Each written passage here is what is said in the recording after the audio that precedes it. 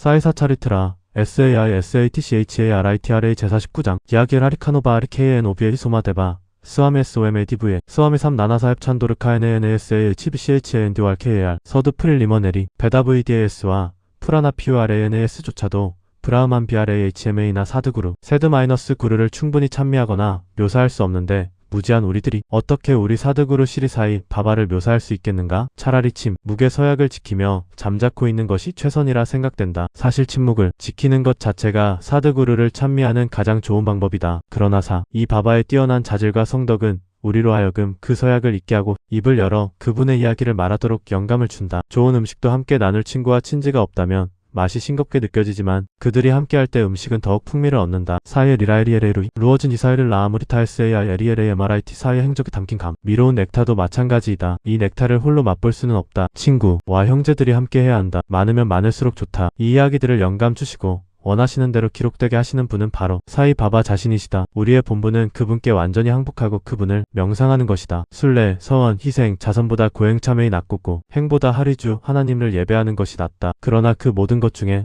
가장 으뜸은 사드구르를 명상하는 것이다. 그러므로 우리는 입으로는 사이의 이름을 부르고 마음속으로는 그분의 말씀을 되새기며 그분의 모습을 명상하고 가슴으로는 진정한 사랑을 품고 우리의 모든 행위를 그분을 위해 행해야 한다. 윤회의 속박을 끊을 더 나은 방법은 없다. 우리가 이처럼 제 몫의 의무를 다한다면 사이께서는 반드시 우리를 도우시고 해방시켜 주실 것이다. 이제 이 장의 이야기들로 돌아가 보자. 하리카노바 하리케이엔 오비에이 본베이 출신의 한 신사 하리카노바 하리케이엔 오비에이는 친구와 친척들로부터 바바의 수많은 리라기적과 행적에 대해 들었다. 그러나 그는 회의적인 토마스 다우팅 타머스와 같은 성향이 있어 그것들을 믿지 않았다. 그래서 그는 직접 바바를 시험해보고자 했다. 그리하여 그는 본베이 친구 몇 명과 함께 시르디로 갔다. 그의 머리에는 레이스 장식이 달린 터번을 쓰고 있었고 발에는 새 샌들을 신은 상태였다. 바바를 멀리서 보며 그는 그에게 가서 그 앞에 엎드리기를 생각했다. 그는 새 샌들에 대해 무엇을 해야 할지 몰랐다. 여전히 열린 안뜰의 한 구석으로 가서 그곳에 샌들을 두고 마스지드로 들어가 바바의 다르샨을 받았다. 그는 바바에게 경의를 표하고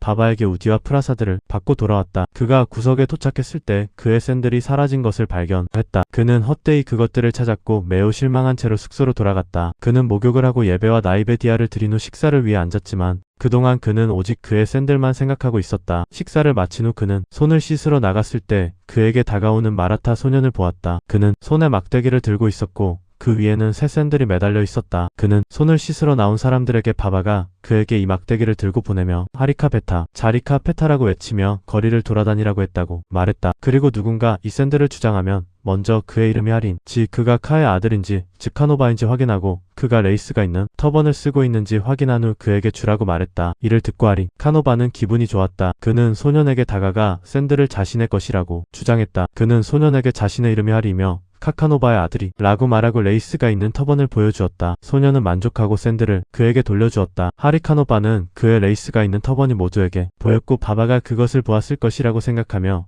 그러나 바바가 어떻게 그의 이름 하리와 그가 카노바의 아들임을 알 수 있었는지 궁금해했다. 왜냐하면 이것이 그의 시르디 첫 방문이었기 때문이다. 그는 바바를 험하기 위해 그곳에 왔고 다른 어떤 동기도 없었다. 그는 이 사건을 통해 바바가 위대한 사트푸르시임을 알게 되었다. 그는 원하는 것을 얻고 매우 기쁜 마음으로 집으로 돌아갔다. 소마데바 스와미, 이제 바바를 시험하기 위해 온 또 다른 남자의 이야기를 들어보라. 카카, 사헤브 딕싯의 형제인 바이지는 나그푸르에 살고 있었다. 그는 1906년 AT에 히말라야에 갔을 때 강고트리 계곡의 우타르카시에서 하라드와 르의 소마데바 스와미와 친분을 쌓았다. 두 사람은 서로의 이름을 일기 장에 적었다. 5년 후 소마데바 스와미는 나그푸르에 와서 바이지의 손님이 되었다. 그곳에서 그는 바바의 리라를 듣고 기쁘게 되었고 시르디에 가서 그를 보고 싶다는 강한 욕망이 그의 마음에 일어났다. 그는 바이지에게 소개장을 받고 시르디로 떠났다. 맘마드와 코퍼가운을 지나 그는 탄가를 타고 시르디로 갔다. 시르디에 가까워지자 그는 시르디의 마스지 드 위에 두 개의 높은 깃발이 펄럭이는 것을 보았다. 일반적으로 우리는 다양한 성인들과 함께 다양한 행동 방식, 다양한 생활 방식 및 다양한 외부 장식품을 발견합니다. 그러나 이러한 외부 표시는 결코 성인의 가치를 판단하는 기준이 되어서는 안 됩니다. 그러나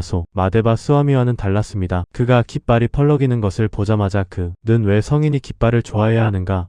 이것이 성스러움을 나타내는가? 이는 성인이 명성을 갈망하고 있다는 것을 의미한다 고 생각했습니다. 이렇게 생각하며 그는 시르디 여행을 취소하고 동행자들에게 돌아가겠다 고 말했습니다. 그들은 그에게 그렇다면 왜 이렇게 멀리 왔는가? 깃발을 보고 마음이 불안해진다면 시르디에서 수레, 가마, 말 및 모든 다른 장식품을 보았을 때는 얼마나 더 동요할 것인가?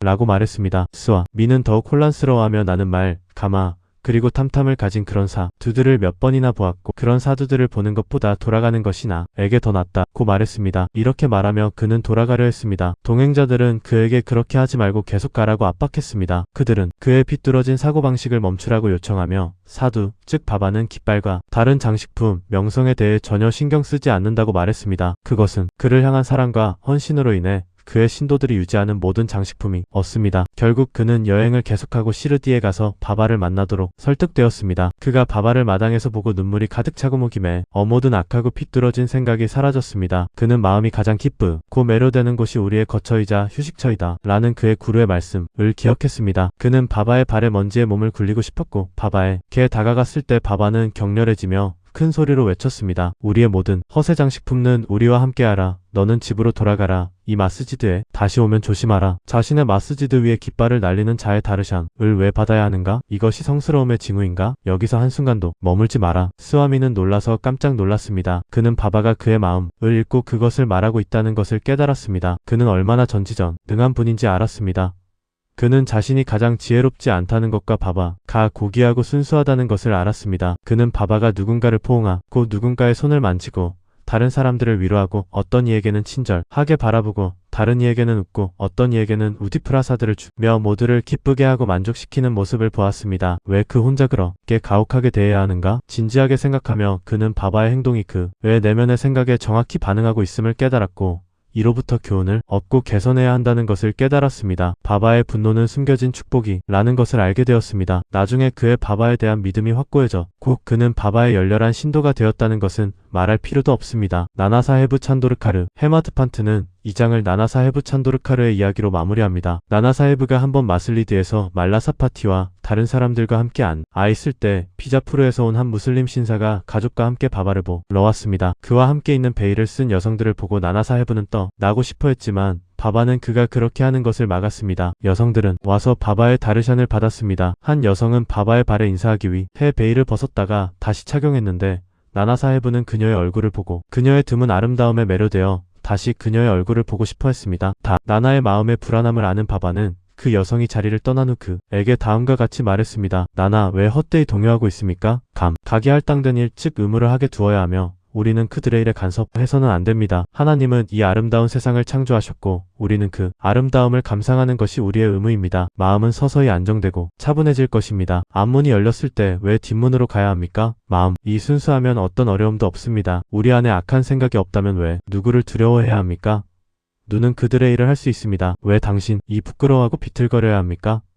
샤마가 그곳에 있었고 그는 바바가 한 말의 의미를 이해하지 못했습니다. 그래서 그는 집으로 가는 길에 나나에게 이 질문을 했습니다. 나나는 아름다운 여성의 모습을 보고 느낀 불안함과 바바가 그것을 어떻게 알고 조언했는지에 대해 이야기했습니다. 나나는 바바의 의미를 다음과 같이 설명했습니다. 우리의 마음은 본래 변덕스럽고 그것이 난폭해지도록 허용해서는 안 됩니다. 감각은 불안해질 수 있지만 몸은 억제되어야 하며 조급해지지 않아야 합니다. 감각은 대상에 따라 달려가지만 우리는 그것들을 따르거나 그 대상에 대한 갈망을 가져서는 안 됩니다. 서서히 연습함으로써 불안함을 정복할 수 있습니다. 우리는 감각에 휘둘리지 말아야 하지만 그것들을 완전히 통제할 수는 없습니다. 우리는 상황에 맞게 올바르게 적절히 억제해야 합니다. 아름다움은 시각의 주제입니다. 우리는 대상의 아름다움을 두려움 없이 바라봐야 합니다. 부끄러움이나 두려움은 없습니다. 단지 우리는 악한 생각을 결코 품어서는 안 됩니다. 마음을 욕망이 없도록 하고 하나님의 아름다움의 작품을 관찰하십시오. 이렇게 하면 감각은 쉽게 자연스럽게 통제될 것이며 심지어 대상을 즐길 때에도 하나님을 기억하게 될 것입니다. 외부 감각이 억제되지 않고 마음이 대상을 쫓고 그것에 집착하게 되면 우리의 생사순환은 끝나지 않을 것입니다. 감각의 대상은 해로운 것들입니다. 비베카 차별을 우리의 전차장으로 삼아 우리는 마음을 통제하고 감각이 길을 잃지 않도록 할 것입니다. 그런 전차장과 함께 우리는 피슈누 마이너스 다 최종 거쳐 돌아올 수 없는 우리의 진정한 집에 도달합니다. 쉬리사이에게 경배합니다. 모든 이에게 평화가 있기를.